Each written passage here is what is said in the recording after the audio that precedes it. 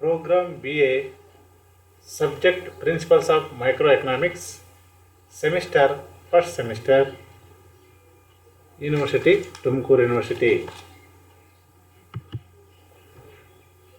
Role of Mathematical Economics in Economic Theory. Learning objectives. Students are able to understand the role of mathematical economics in economic theory. ಕಲಿಕಾ ಉದ್ದೇಶಗಳು session outcomes. After this session, students are able to understand the role of mathematical economics in economic theory. ಕಲಿಕಾ ಫಲಿತಾಂಶಗಳು.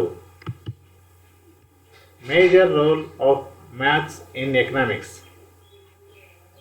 Mathematics is an integral part of understanding economics because it is a necessary in the construction of and explanation of economic models, which is how we understand how the economic works. While a student can get a very good general understanding of economics without lot of maths, the more maths you know and more you can apply your knowledge of maths concepts to economics. The deeper understanding you will have how it works.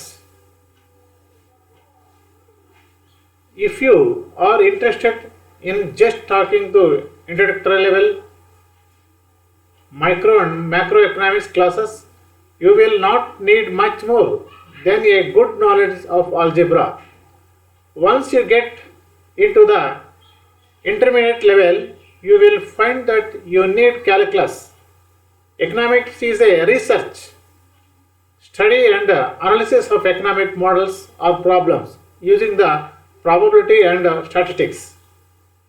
The deeper you want to go into your study of economics, the more necessary your study of maths will be. So we learn in maths economics students. ಅರ್ಥಶಾಸ್ತ್ರದಲ್ಲಿ ಗಣಿತದ ಪಾತ್ರ ಮತ್ತು ಅದರ ಉಪಯೋಗಗಳು ನಾವು ಸ್ಪಷ್ಟವಾಗಿ ತಿಳ್ಕೊಳ್ಬಹುದು. ಅರ್ಥಶಾಸ್ತ್ರವನ್ನು ಅರ್ಥ ಮಾಡಿಕೊಳ್ಳಲು ಗಣಿತವು ಒಂದು ಅವಿಭಾಜ್ಯಾಂಗವಾಗಿದೆ.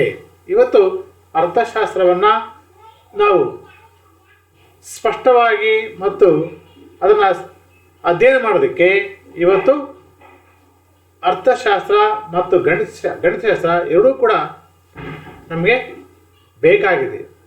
ಗಣಿತಶಾಸ್ತ್ರ ಇಲ್ಲದೆ ಅರ್ಥಶಾಸ್ತ್ರವನ್ನು ಸಮಗ್ರವಾಗಿ ತಿಳಿದುಕೊಳ್ಳೋದಕ್ಕೆ ಸಾಧ್ಯನೇ ಇಲ್ಲ. ಅದರಿಂದ ಇಲ್ಲಿ ಅರ್ಥಶಾಸ್ತ್ರವನ್ನು ನಾವು ಅರ್ಥಶಾಸ್ತ್ರಕ್ಕೆ ಗಣಿತಶಾಸ್ತ್ರ ಒಂದು ಅವಿಭಾಜ್ಯ ಅಂಗ ಅಂತ ನಾವು ತಿಳ್ಕೊಳ್ಬಹುದು. ಏಕೆಂದರೆ ಇದು ಆರ್ಥಿಕ ಮಾದರಿಗಳ ನಿರ್ಮಾಣ ಮತ್ತು ವಿವರಣೆಗಳನ್ನು ಅಗತ್ಯವಾಗಿರ್ತವೆ. ಇಲ್ಲಿ ಗಣಿತವಿಲ್ಲದೆ ವಿದ್ಯಾರ್ಥಿಯು ಆರ್ಥಿಕತೆ ಬಗ್ಗೆ ಉತ್ತಮವಾದ ಸಾಮಾನ್ಯ ಜ್ಞಾನವನ್ನು ತಿಳಿಯಲು ಅಸಾಧ್ಯ.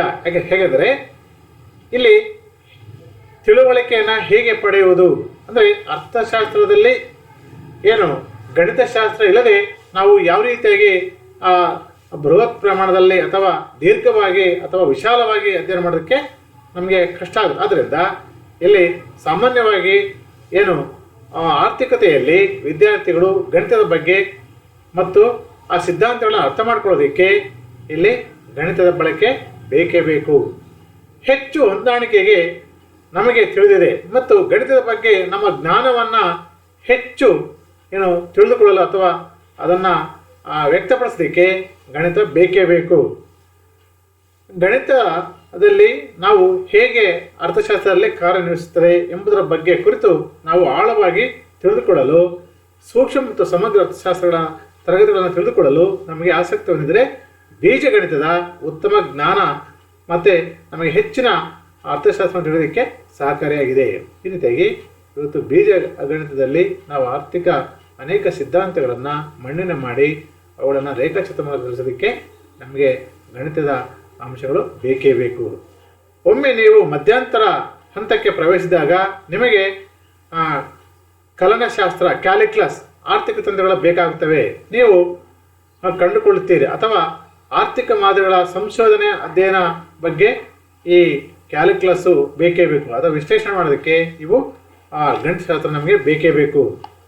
ಅರ್ಥಶಾಸ್ತ್ರ ಅಧ್ಯಯನಕ್ಕೆ ನಾವು ಆಳವಾಗಿ ತಿಳಿದುಕೊಳ್ಳಲು ಬಯಸುತ್ತೇವೆ ಎಂದುಕೊಳ್ಳೋಣ. ಆಗ ಗಣಿತದ ಬಗ್ಗೆ ನೀವು ಅಧ್ಯಯನ ಹೆಚ್ಚು ಅಗತ್ಯವಾಗಿರುತ್ತದೆ. ಆದ್ದರಿಂದ ನಾವು ಅರ್ಥಶಾಸ್ತ್ರದ ವಿದ್ಯಾರ್ಥಿಗಳಲ್ಲಿ ಗಣಿತದ ಕಲಿಕೆಯು ಅತ್ಯಂತ ಆಸಕ್ತಿ ಹೊಂದಿದೆ ಅಂತ ಕೂಡ ನಾವು ಸ್ಪಷ್ಟವಾಗಿ ತಿಳಿದುಕೊಳ್ಳಬಹುದು.